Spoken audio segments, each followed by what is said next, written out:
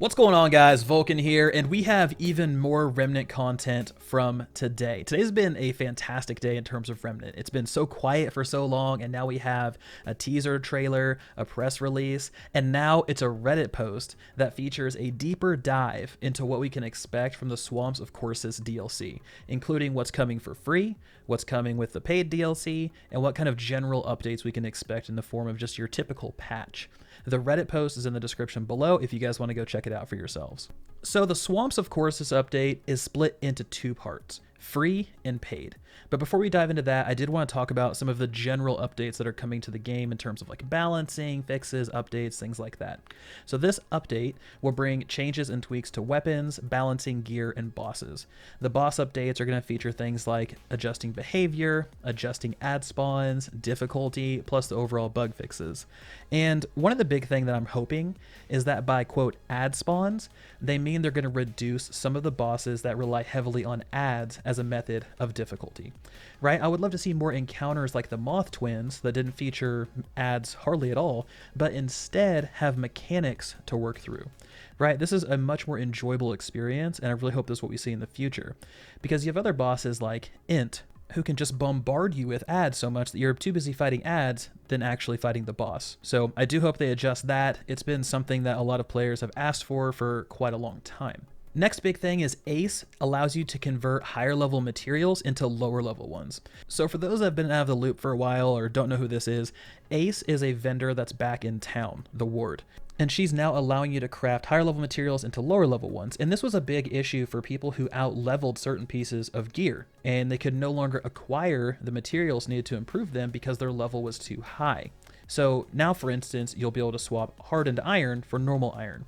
Beyond that, melee combat received some love, and it's had its damage considerably increased, and many melee-related items were adjusted as well, right? So the intent here was to make the gameplay experience smoother, while giving some more build variations, and hopefully making melee-oriented builds a little bit more of a thing, right? And this is something I'm really happy to hear, because the game quickly became all guns all the time, and while the gunplay in this game is so smooth and fantastic, you hardly ever use your melee weapons unless it was very specific to your build.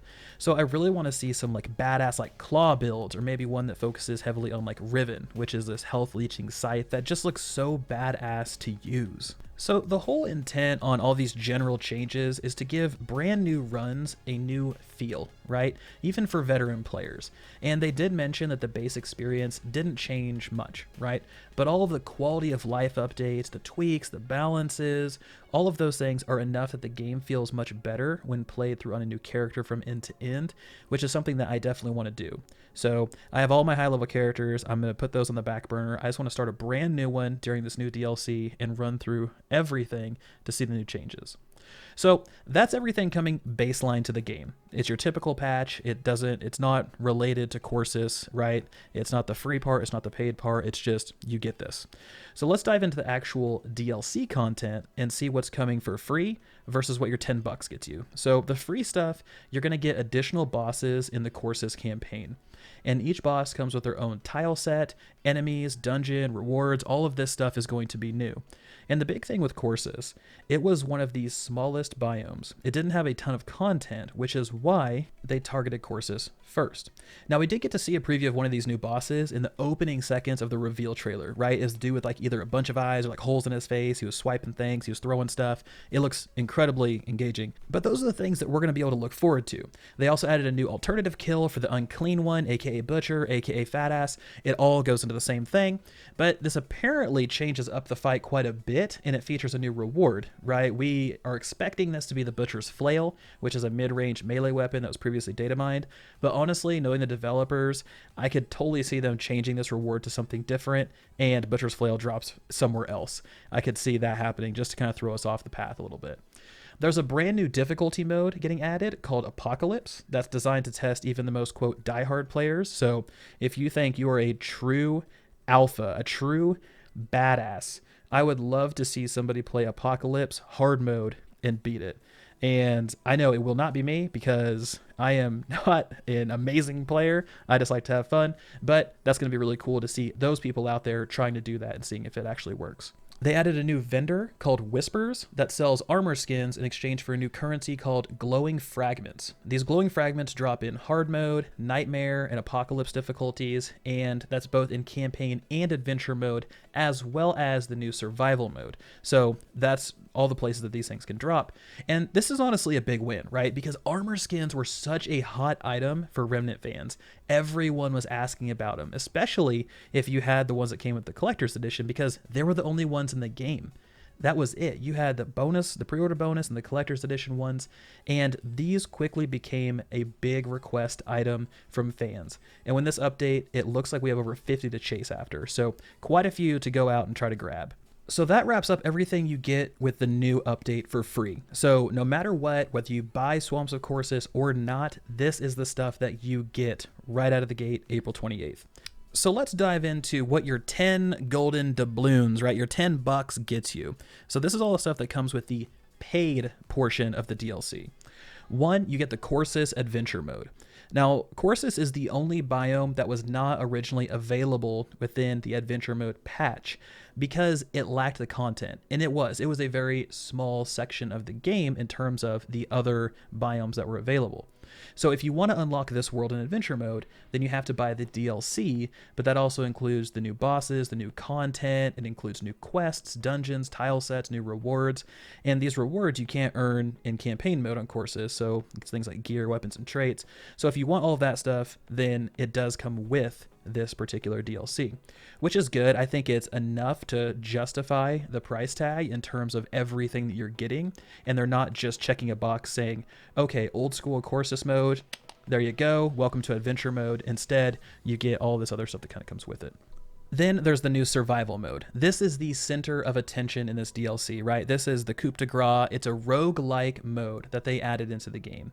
You can earn account-bound rewards, which carry over to all your characters. So anything you unlock here, unique gear sets, armor, gear, skins, all of that stuff, you can use on all of your characters. So you're constantly kind of getting things you can use outside of this mode as well. They did mention this is the most efficient way to earn the new glowing fragments currency to buy the DLC skins. So if you're somebody that's really big on the armor skins, then this is the best way to do it.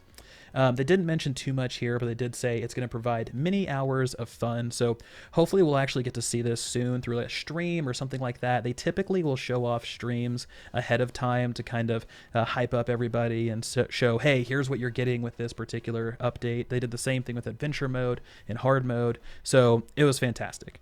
Now that wraps up the survival mode. It's all we know. We know it's going to be hard, it's going to be fun, and great times.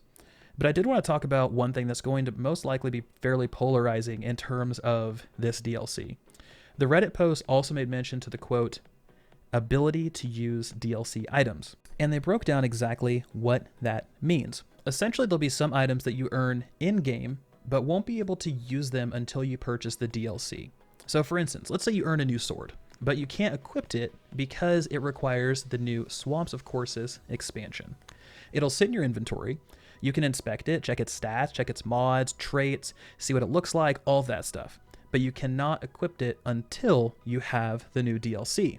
Once you purchase the DLC, it's immediately available and you can use it. The driving factor behind this was to allow people who don't buy the expansion to see everything that comes with the expansion, earn things that come with the expansion, but not be able to equip them. So you can see what you're getting. Basically, a try before you buy style of experience where you can see, okay, I got this sword. Does it really fit with my build? Do I want to build around it? Does it look interesting? Yes or no? Maybe you decide this doesn't really look like something that you're interested in, so you skip the DLC completely. That stuff stays in your inventory, and if you ever purchase that DLC at any point in time, it unlocks immediately.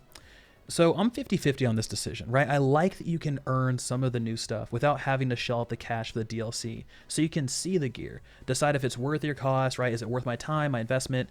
But at the same time, it's also a little disheartening to earn a reward that you can't use unless you make another purchase, which I know will turn some people away from the game, and that's okay. It's all about perspective, it's all about decision makings and what you find value in. If you find value in this, fantastic, pull the trigger. Now, me personally, I have no issues shelling out the $10, and that's because I've seen the amount of hours, the amount of excitement, the fun that I've gotten out of this game so far, and I know that it's going to only continue and go up. Plus, you know, the base game was only $40 to begin with. And with this $10 expansion, you're still saving 10 bucks over your typical AAA title. So it really kind of comes down to how you want to manage your money. But I know this is easily going to top the list on most polarizing in terms of game decisions. And I do want to hear you guys' thoughts in the comment section below. So let's talk about this. I'm curious your perspective, your point of view. I really want to hear what everybody has to say, because I know this one is going to be a big discussion between now and then. So guys, this wraps this one up. I did want to give a big shout out to Very Tragic on Reddit for posting this. He's a principal designer for Remnant, and he is always engaging with the community, so this was a really nice surprise. I honestly figured we were going to get a teaser trailer, the press release, and then we were going to wait and see if anything else came out, but he took the initiative, went out there and posted some additional stuff. So now we truly have a better understanding of what we're getting, what's coming with all of this. And, you know, he made mention in that Reddit post that the patch notes are going to be 20 pages long, including developer comments. So there is a ton of stuff coming to the game, and they've been quiet for so long. It's nice to see some activity, some life breathed back into this game. So guys, let's talk about it in the comments section below. What do we think so far about Swamps of Corsus? Will you be diving back into Remnant? Gotta hear from you guys. But thank you so much, as always, for watching. And this has been Vulkan. I'll talk to you guys next time.